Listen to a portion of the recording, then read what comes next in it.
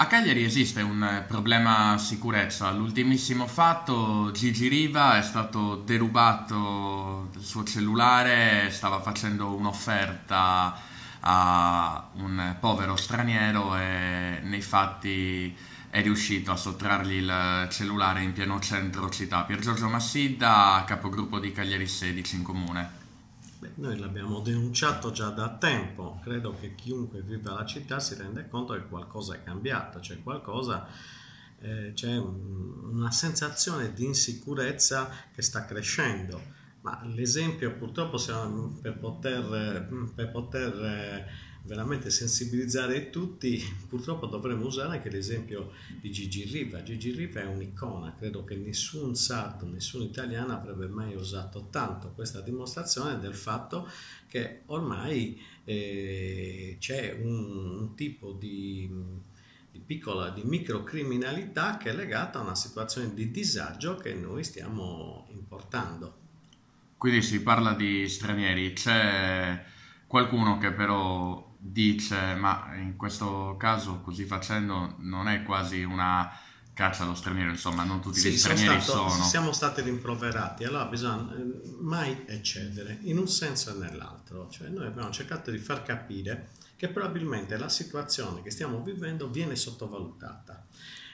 L'integrazione è una cosa fondamentale, è un atto anche di dignità. Noi siamo d'accordissimo che tutti coloro che sfuggono dalle guerre, quelli veramente sono immigrati per situazioni drammatiche, devono essere accolti e devono essere integrati. Questo è un dovere morale. Il problema è differente quando ti arrivano migliaia e migliaia di persone che arrivano invece per un'immigrazione economica che in tutte le parti del mondo viene controllata, viene gestita. Noi invece qui ce la stanno imponendo senza risorse che sono estremamente esigue già per i problemi degli autoctoni, degli italiani, dei sardi. È difficile veramente risolvere problemi per dei numeri così elevati, quindi noi stiamo dando manovalanza alla microcriminalità quando non alla grande criminalità.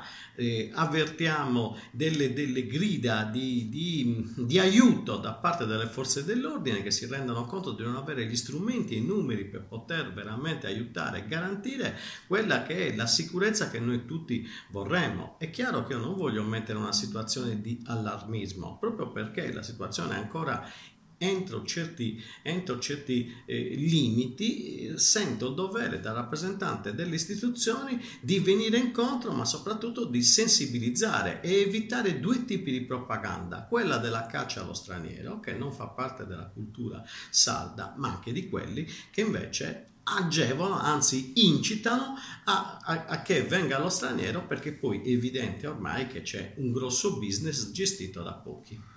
Un grosso business gestito da pochi in che senso? Beh, è evidente che quando anche l'altro giorno vediamo che uno degli alberghi più famosi di Bosa viene venduto e viene acquistato immediatamente solo con la finalità di una trasformazione per l'accoglienza degli emigrati, è già un fatto tangibile anche per i più ignoranti, che è evidente che ci sia un business. Oggi se facciamo i calcoli, almeno quelle cifre che noi sentiamo, che ci vengono comunicate dalla stampa, oggi se tu in una stanza metti 6 emigrati probabilmente ne guadagni quanto un albergo a 5 stelle, quindi è evidente che c'è qualcosa che non va. Vediamo l'aggressività a favore degli emigrati, forse un po' troppo interessata, perché proviene molto spesso da delle onlus che in realtà hanno creato lavoro, si mantengono con un lavoro, non è solo volontariato puro. A Cagliari c'è un problema sicurezza, sì o no? Nel caso il comune che cosa può fare in concreto? Beh, il comune, intanto il sindaco è il rappresentante della cittadinanza, è la figura più importante che deve affermare, deve avere il coraggio anche di tutelare la città qualora vengano fatti degli atti che non sono a favore della sicurezza della cittadinanza. Abbiamo più volte suggerito di utilizzare per esempio il controllo del territorio con le telecamere, che di fatto non servono a niente, perché basta andare a vedere che le telecamere attualmente in uso nella città, anche perché quella è stato il finanziamento e la destinazione, servono solo a controllare il traffico. Quindi se anche si portasse avanti un atto di criminalità sotto una di queste telecamere, probabilmente non puoi avere accesso. Mi pare che tra l'altro dopo 3 giorni deve essere cancellato anche la memoria. Noi abbiamo bisogno di un controllo del territorio, un coordinamento che purtroppo i nostri vigili urbani hanno troppi compiti e tra l'altro hanno un'età media di 56 anni, che le forze dell'ordine come carabinieri, poliziotti lamentano il fatto anche che le stesse leggi nazionali non permettono di dare le soluzioni che loro auspicano, cioè loro riescono a trovare le persone che stanno delinquendo, che invece di essere allontanate, soprattutto quando sono irregolari, hanno 1000 possibilità invece di rimanere e quasi di beffarsi di questo nei confronti di chi l'ha arrestato. Questo è quello che noi sentiamo ogni giorno, quindi non bisogna esagerare, però non bisogna chiudere gli occhi, non è possibile chiudere gli occhi. L'insicurezza tu l'avverti quando in certi quartieri di Cagliari, dove prima a qualsiasi ora tu potevi girare e sicuramente potevano girare tante donne, oggi anch'io al termine dei lavori del Consiglio Comunale, che molto spesso terminano verso la tarda nottata, verso mezzanotte, ho paura o avverto una sensazione di insicurezza quando passo nella piazza